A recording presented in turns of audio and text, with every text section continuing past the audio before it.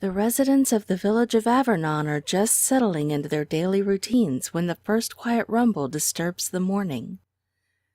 Many drop what they are doing and rush for the nearest open spaces and doorways. Almost as many continue on their way. The next rumble is so far behind the first that those who had sought shelter are just starting to emerge, only to be knocked to the ground as the earth rolls under their feet.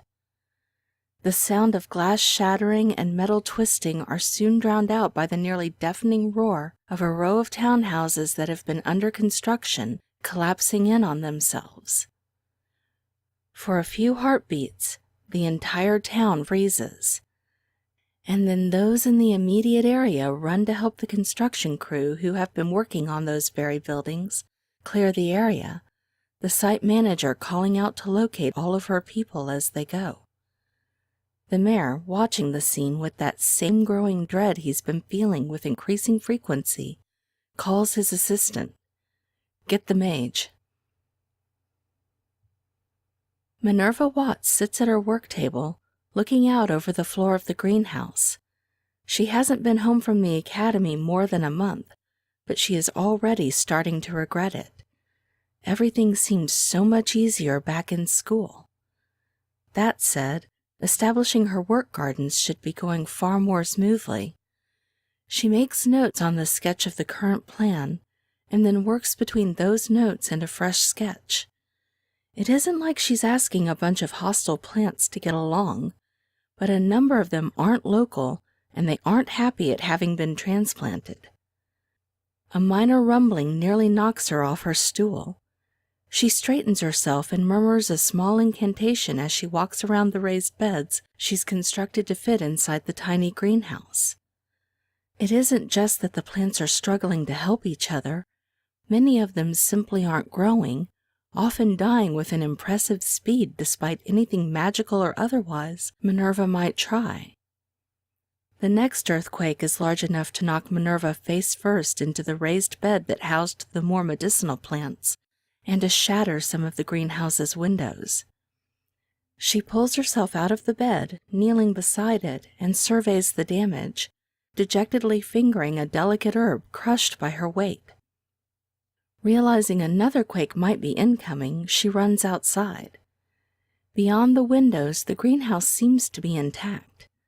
The quake really hadn't been large enough for Minerva to expect otherwise, but she has put in too many hours restoring the old greenhouse to not take every precaution. In the distance, she can hear a commotion, and then she sees the mayor's assistant, a lanky man nearly a foot taller than her, coming up the path. With a longing look at the greenhouse and a realization she's going to lose more of the delicate, expensive plants if another quake rolls through the area, she quickly shifts enough earth to stabilize the base of the walls and runs to meet the man. How bad is it? The townhouses they've been building have collapsed. Minerva starts down the path into town. Is anyone hurt? We don't know yet. The assistant huffs, less for the exercise than Minerva is comfortable with. Why does this keep happening? Can't you do anything to stop these? We're never going to build enough housing for the new people coming in at this rate. Maybe we're not ready to take on all these people, Minerva snaps, and then she sighs. Sorry, earthquakes are a tricky phenomenon to work with, and I am trying. The assistant merely glares at her. Small tremors roll under Minerva's feet as she runs, giving her a feeling of being in a live-action video game. In town, most people have left to get their own homes and businesses back in order. Those who haven't are working in teams, carefully moving through the rubble and calling for people believed to have been home. Another small tremor stops everyone in their tracks for a moment, and then the teams continue. Minerva quickly scans the area, seeing walls that are ready to give way at any moment. She reaches out and starts shifting earth, building up reinforcements to keep them from further deterioration. Wait, there are people in there, the mayor calls out. Minerva never looks away from her work. Yes, and these walls are about to come down. Worry about the ground. We have people working on the townhouses. This is child's play. Minerva sets the last layer and relaxes. A sickening crack behind her catches everyone's attention, turning them away from the teams starting to crawl out of the building. Minerva's heart sinks as she sees a couple of nearby residences crumbling. One in on itself, the other looks like the top half just shifted. She reviews her earth shifting in her head as two of the teams race toward the houses, trying to figure out how that happened. She realizes she forgot to check the dirt pack of the area she was moving earth away from as she hears one of the teams call out, "There are people in here, Mare!" Minerva has never endangered lives with her magic before, and she doesn't want to start now. Fixing the problem will take some work, but I can handle this. Apparently, the Mare snaps. Maybe the academy let you graduate too early. He storms off toward the house to help. I made a small mistake. She runs to keep up. The Mare doesn't break his stride, gesturing to the houses. I know, but I know what happened and I can fix it. He waved his hand, and a moment later his assistant grabs Minerva from behind, unfazed by her struggling or her protests. Minerva tries to summon earth, but with her arms restrained, the best she can manage is a tiny earth elemental that quickly tumbles off through grass. Please, I'm the best person to fix that, the assistant snorts. This is what I've been studying the last few years. Or I can summon an earth elemental who will be more than capable of removing the damaged part of the house. It could even help me rebuild the houses. The assistant seems to consider this for a moment, and then dumps Minerva on the ground. You'll be lucky if you're welcome in this town after this. Hey! Minerva pulls herself to her feet and dusts herself off. I stopped the townhouses from falling in more. And you ruined other people's homes in the process. One small mistake, she repeats, that cost those families their homes. Go back to your greenhouse. I don't know why the Mare called you in to begin with. Angry, crushed, Minerva looks toward the house where one team has pulled out the trapped family. The Mare looks at her, pursed lips, and walks over. You showed so much promise when you left for the academy. That's why we sent you, you know. This town has been without a resident earth mage for years. Maybe there was a reason for that. Minerva starts to protest, but falls silent as the Mare continues. We'll be contacting the academy to see if they have a more experienced mage to fix the damage you've done. The earthquake... In the meantime, you're to stay home. No more magic. Am I understood? Minerva grinds her teeth and balls up her fist, and then her shoulders sag. Understood. Minerva returns to her greenhouse, ties on her apron, and starts gathering the larger window shards. Working around the greenhouse will be dicey for a bit as the earth reclaims the smaller pieces that elude her search. Inside the greenhouse, she dumps the pieces on her workstation and looks at the frames with their remaining jagged chunks of glass. For the briefest of moments, she curses herself for not taking more classes outside the plant sphere. And then she spreads out the glass pieces, finding two that appear to fit together. How much different can it be to shift heated sand than it is to shift earth? She summons up a bit of energy and starts trying to shift the two plates into each other, but to no avail. Drat, that would have been really useful. That leaves the question of how she is going to repair the more damaged windows. For the time being, she tapes the windows that are only cracked, and then surveys the raised beds. A number of plants in the larger bed are wilted. Minerva inspects the sides of both beds for any damage, but both are thankfully intact. The plants affected aren't among the more delicate. She pours a bit of magic into one of the plants, but nothing happens. She inspects the plants in the smaller bed and finds only one dying. She tests the soil for moisture, but the result is confusing. So she starts digging into the soil to see if she notices a change in layers. What she finds isn't a change in moisture, or even in the soil itself. It's a goo that comes out blue on her glove when she pulls back her hand. What is that? A small tremor knocks her onto the ground. She rolls quickly to her feet, rips off her glove, and drops it onto a towel she quickly throws over the tabletop. In better light, the goo gives off a slight bioluminescence that causes Minerva's stomach to churn. She runs through a few spells designed to analyze organic materials, but they yield nothing. A couple of spells that should reveal the nature of anything natural but inorganic also come up empty.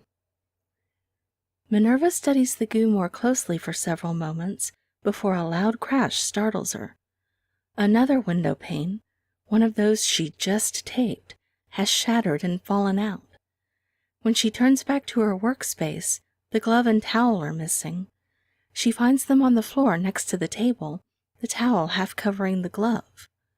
When she lifts the glove, she finds the earth beneath it is unusually dry in places and starting to crumble. In horror, she presses the glove to the ground a few inches away from where it landed and pulls it away. The dirt that has come into contact with the goo is also now dry and crumbling. She rushes over to the large bed and digs into it. The same blue goo pools in the soil. Beside herself, Minerva plops down beside the bed and hugs her knees to her chin. She had to fight the town council just to get permission to rehabilitate this old greenhouse into a workspace. She's poured every free moment into developing her gardens. And for what? Maybe the mayor is right.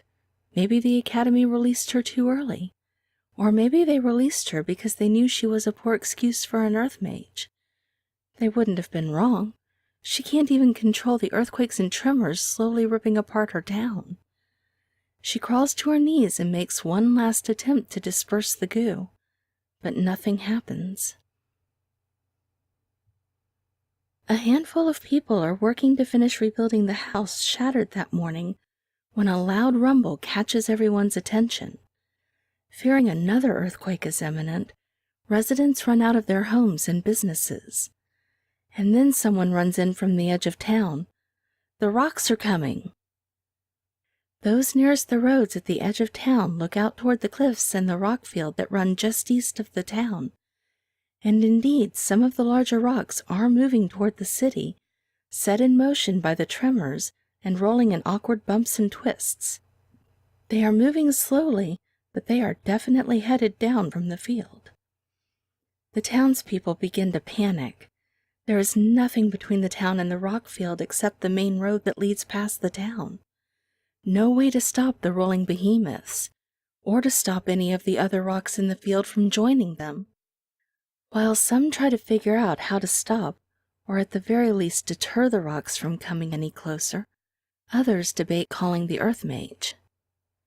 Murmurs of the morning's disaster flood both conversations, as do talks of making good on the threat to call in a more experienced Earth Mage. Against his better judgment, the mayor starts for the greenhouse in the southwestern corner of town.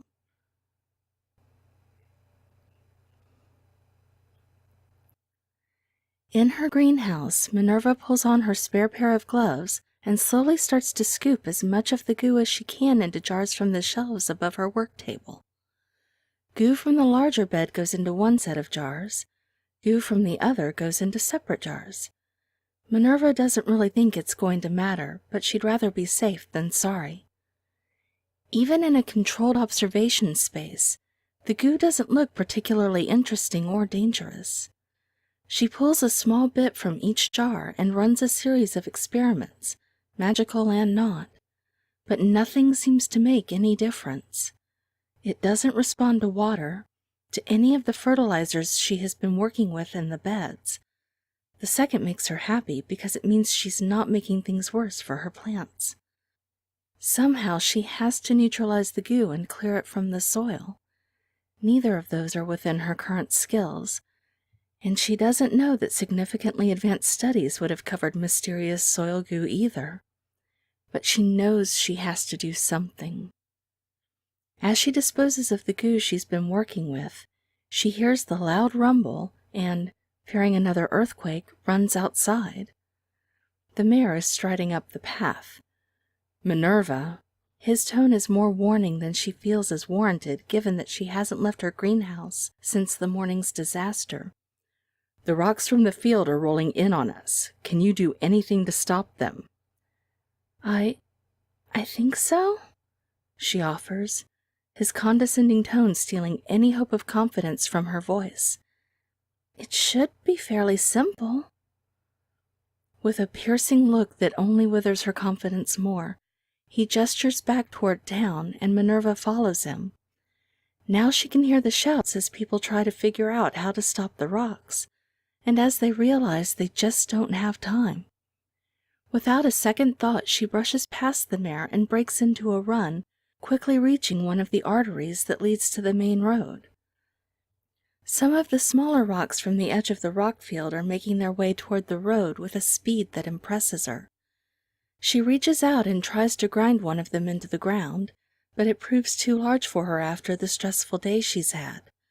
She tries to shatter a smaller rock, but again her exhaustion proves stronger. She stops and looks around. The town had been founded on a gentle slope between the cliffs and the nearby waterway. There was nowhere for the rocks to go if they couldn't be turned away. That wasn't to say she couldn't shift a bit of earth, creating a series of dips in small walls that might hinder them. So she starts moving some of the earth on the other side of the road, carefully targeting an area two of the rocks are headed for.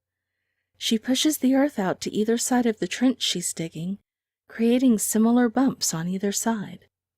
Seeing what she's doing, some townspeople who already have their shovels in hand from clearing away the morning's rubble jump in and start helping her build her trench, leaving her to shape the mounds so that they are flat toward the rocks. Many of the people watching begin to grumble, but when the first rocks hit the walls and trench, everyone holds their breath. The rocks in the path of the trench fall in, becoming a part of the barrier. Those in line with the mounds hit and stop, falling back and becoming a reinforcement of their own. The reactions around her are mixed, but the mayor thanks her, and Minerva heads back to her greenhouse, hoping she can save her gardens as easily. Minerva has laid out the goo-filled jars along the edge of her work table, large garden jars to her left and small garden jars to her right. In between, she's pulled together a variety of herbs and tinctures she's been working on. In the middle of the table is a small pot with a sample of the soil and one of the hardier plants that resides in her garden. The first two tinctures don't really have enough strength to overpower the toxic goo. The third shows some promise, so she adds it to the soil in the pot. She watches in horror as moments later the plant begins to wither. Desperate to understand why, she breaks the pot and can now see the goo spreading quickly down into the deeper soil levels, effectively cutting the plant off from any nutrients. Frantically, she starts digging out the plant, hoping to rescue it before the goo completely kills it. It's pretty colorless by the time she's pulled away enough of the soil goo concoction to be satisfied, and she carefully transfers it back to its spot in the smaller garden, murmuring a quick spell over it to help it take root and ward off the shock of being moved twice in one day. And then she destroys the third tincture before it has a chance to find its way into her gardens. A knock at the greenhouse door draws her attention. The mayor's assistant taps impatiently when Minerva opens the door. "I'm just here to let you know the mayor would like you to stay in the greenhouse. We've contacted the academy for a more experienced earth mage." "No," Minerva breathes. "That's not fair. I stopped the rocks. I'm the town's earth mage. I can handle this." Without realizing she's done it, she looks back to her work table. "I just need more time." The assistant looks past her. "What's happened here?" Minerva sighs. "Just a small problem with my gardens." "What kind of problem?" He pushes past her and walks into the greenhouse. fingering the slowly recovering plant. Nothing I can't handle. Minerva directs him away from the beds. Really? Because this doesn't look handled. He sneers. What really happened here? Something got into my soil and I'm getting it out. Think of it as a garden exorcism. Something, the assistant repeats. If we see you in town, we'll confine you to your home. You're better off staying here. It takes Minerva just long enough to start cleaning up the greenhouse before yet another quake knocks her off her feet. She scrambles to her feet and runs out of the greenhouse, to a cacophony of noise in the distance. With little concern for the warning from the mayor's assistant, she rushes toward town. Buildings near the center of town are in various states of distress, but Minerva doesn't get close enough to see how bad it is before she's stopped by a town person. This is your fault. My fault? She's taken aback. How is this my fault? The soil in your gardens are tainted. It caused this. That makes no sense, Minerva protested. My gardens are contained within my greenhouse. Her voice trails off as she realizes where her soil came from. She looks around a moment before the mayor himself is in her face. You were told to stay out of town. I couldn't ignore the quake that just rolled through, and I didn't cause this.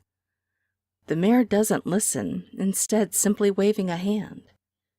The local constable walks over and places a hand above Minerva's elbow. Look, I'm not trying to create a scene or a panic. She fails to wrest her arm free. But with what I'm on to, there may not be time to get another mage in here. What does that mean? The mayor approaches carefully. The soil in my garden came from here in town. If my gardens are sick, then it's likely the same problem going on here. The mayor paled for the briefest of moments and then stomped. Lock her in the greenhouse. The greenhouse has no lock, Minerva reminds him. Then post a guard and don't let her out, the mayor orders, staring down the earth mage. Never in her wildest dreams has Minerva ever imagined being under house arrest in her own greenhouse. She's upset, and at the same time grateful to be here where she can work rather than trapped at home, pacing. Not that she knows what to do at this point, except to clean up from her earlier experiments. She moves the herbs back to storage and cleans out the vials holding the tinctures. And then she turns back to the pot. She has been thinking about this since she was returned to the greenhouse, whether or not to return the soil to the planters. The problem with returning the soil to the beds is the possibility she hasn't cleared the goo or the fertilizer she was testing, and she definitely doesn't want to return either to the beds. But as she starts to clean up the soil that spilled from her shattering the pot, she notices there's less goo present. In fact, as she comes through the remaining soil, she finds there is no goo at all. Curious, she pulls out another, slightly larger pot and moves over 2 plants known to get along well. And then she watches the soil for several minutes before realizing that wouldn't speed anything up. So instead, she starts exploring the greenhouse, looking for other small pots, just in case. By the time she has pulled out enough pots to house all of the plants currently in the beds, the soil in the pot she had planted has cleared of the goo. Encouraged, she starts moving the plants into small groups in the pots, and then arranging the pots around the greenhouse. The effect is beautiful and homey, and Minerva realizes what has happened in town. Getting the guards to agree to take her to town proves more challenging than she expected, but she finally succeeds and they find the mayor.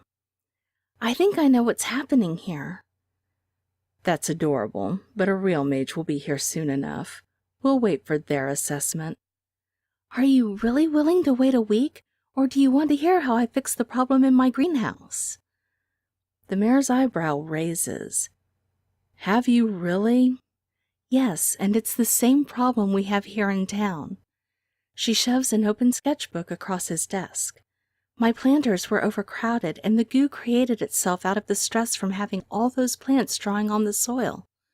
We don't have soil everywhere, Minerva. No, but we have the town consolidated into areas. The residences are all concentrated into one small area of town. The businesses are all in one confined space. We've built heavily into specific areas, and the ground supporting those areas is stressed. What are you suggesting? Minerva takes a deep breath. It's going to take a while, but I think we need to redesign the town to spread out residence and business areas, so there are fewer buildings in larger spaces. The ground won't be overtaxed, and I think these quakes will stop. The mayor considers her sketches for a long moment. This is already working in your greenhouse? She nods. I'll talk with the town council. Thank you. Minerva turns to ask her guards to escort her back.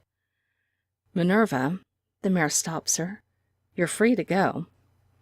The Earth Mage smiles. It takes just over 2 years and a ban on people moving into the city, but the city planners develop a plan to better scatter buildings through the town. Townspeople have to work together to build and then rebuild when smaller quakes hit.